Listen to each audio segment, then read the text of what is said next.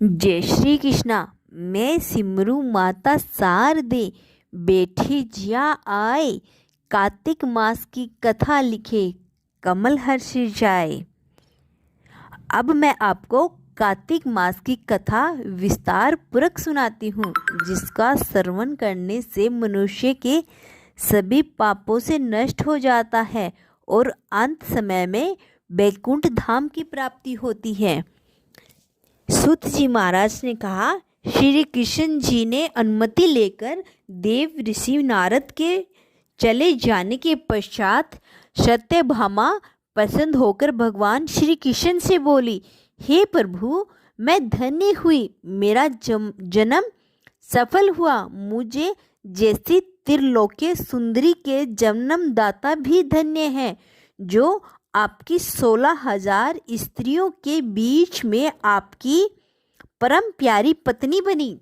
मैंने आपको साथ नारद जी को वह कल्प वृक्ष आदि पुरुष विधि पूर्वक दान में दिया है, परंतु वही कल्प वृक्ष मेरे घर लहराया करता है। यह बात मृत्यु लोक में किसी स्त्री को ज्ञात नहीं है। हे त्रिलोकीनाथ, मैं आपसे कुछ पूछने की इच्छुक हूँ। आप मुझसे कृपा करके कार्तिक मात्यम की कथा विस्तार पूर्वक सुनाइए, जिसे सुनकर मेरा हित हो। उसके करने से कल्प पर्याप्त भी आप मुझे विमुख न हो। सूत जी आगे बोले, सत्यभामा के ऐसे वचन सुनकर भगवान श्री कृष्ण हंसते हुए सत्यभामा का हाथ पकड़ा और अपने सेवकों को वहीं रुकने के लिए कहकर विलास युक्त अपनी पत्नी को कल्प वृक्ष के नीचे ले गए और फिर हंसकर बोले, हे प्रिय, 16,000 रानियों में से तुम मुझको प्राणों से समान प्यारी हो। तुम्हारे लिए मैंने इंद्र देव और देवताओं से विरोध किया था। हे कांते, जो बात तुमने मुझसे पूछी है उसे सुनो। एक दिन मैंने यानी भगवान श्री कृष्ण तुम्हारी सत्यभामा यानी इच्छा पूर्ति के लिए गरुड़ पर सवार होकर त्रिलोक जाकर कल्प वर्ष मांगा। इंद्र द्वारा मना किए जाने पर इंद्र एवं गरुड़ में घोर संग्राम हुआ और गोलोक में भी गरुड़ जी गौओं से युद्ध किया। गरुड़ की चोंच की चोट से उनके कान एवं पूंछ कटकर गिरने लगे, जिसे 3 अवस्थाएं उत्पन्न हुई। कान से तमाकू, पूंछ से गोभी और रक्त से मेहंदी बनी। इन तीनों का प्रयोग करने वालों को मोक्ष नहीं मिलता। तब गौओं ने भी क्रोधित होकर गरुड़ पर वार किया, जिससे उनके 3 पंख टूटकर गिर गए। उनके पहले पंख से नीलकंठ, दूसरे से मोर और तीसरे से चकवा चकवी उत्पन्न हुए। हे प्रिय, इन तीनों का दर्शन करने के मात्र से ही शुभ फल प्राप्त हो जाता है।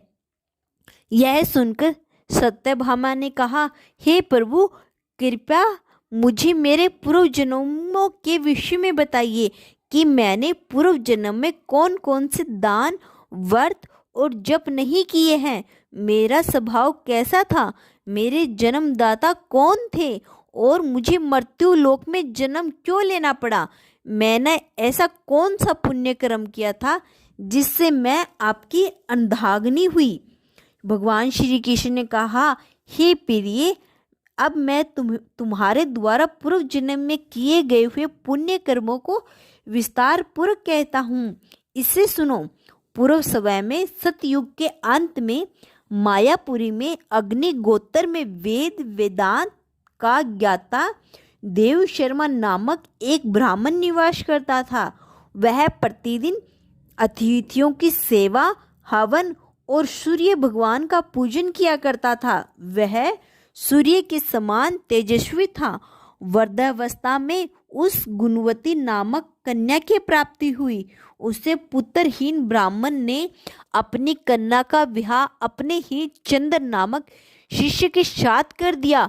वह चंद्र अपने पुत्र के समान मानता था और चंद्र भी उसे अपने पिता की भांति सम्मान देता था। एक दिन वो दोनों खुश एवं समाधि लेने के लिए जंगल में गए। जब वे हिमालय की तलहटी में भ्रमण कर रहे थे तब उन्हें एक राक्षस आता हुआ दिखाई दिया।